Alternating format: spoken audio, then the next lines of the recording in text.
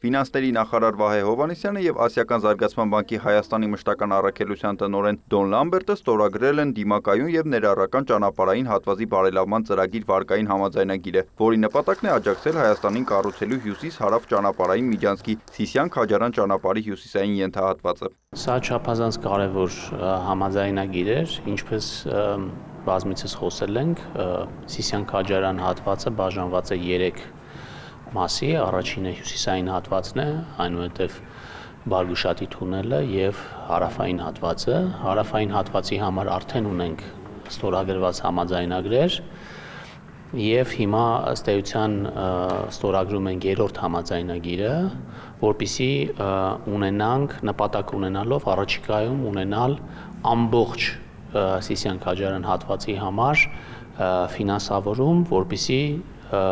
սկսենք շինարարական աշխատանքները հնարավորինս շուտ։ Համաձայնագրով նախատեսվում է կառուցել մոտ 27,1 կիլոմետր երկարությամբ ասֆալտբետոնե ճանապարհ, որը հնարավորություն կտա կրճատելու Սիսիան-Քաջարան հատվածի երկարությունը, նվազեցնելով երթևեկության տևողությունը։ Այս համաձայնագրով կհատկացվի 236 միլիոն եվրո վարկ։ Մենք կենտրոնացած ենք այն ոլորտների վրա, որոնք ռազմավարական նշանակություն ունեն երկրի եւ Հայաստանի կառավարության համար։ Ես կարծում եմ, որ դեպի ծով ելք չունեցող երկրի համար այս տրանսպորտային կապերը չափազանց կարևոր են, եւ մենք հպարտ ենք, որ կառավարությունը մեզ վստահում է այս նախագիծը։ Ծրագրի մի հատվածը համաֆինանսավորել են Եվրոպական ներդրումային բանկը եւ Վերակառուցման եւ Զարգացման Եվրոպական բանկը, նշում է տարածքային կառավարման եւ ենթակառուցվածքների նախարարի տեղակալը։ 8 թունել, 27 կամուրջ, 3 տրանսպորտային հանգույց, 151 հեղեղատար, 71 հենապատ։ Ծրագիրը բավականին մեծ է։ Ընդհանուր առմամբ սա 2 ժամ ճանապարհի կրճատման է հանգեցնելու, ի հաշիվ այդ ծրագրերի դրա ազդեցությունը նաեւ ավելի կմեծանա, հաշվի առնելով որ մենք